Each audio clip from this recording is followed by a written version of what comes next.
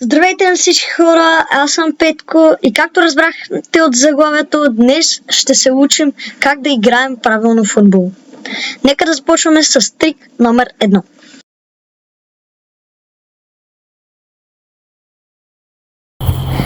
Ако искате да ритате съвсем точно и хем да е вдигната леко топката, хем да не е много високо, хем и да не е просто по земя, трябва да ритнете ето по този начин.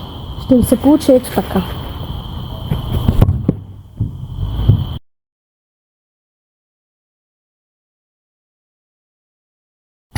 Ако искате топката ви да се вдигне по-високо, трябва да ритнете ето така отдолу.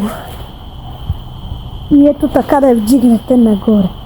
Ще ви се получи ето така.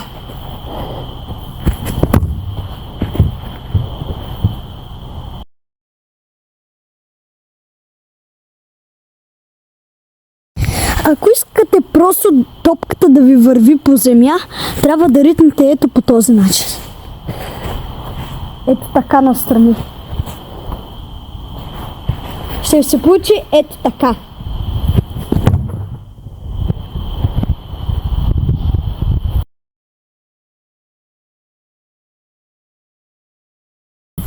Най-добре ще е да пробвате уменията си във врата.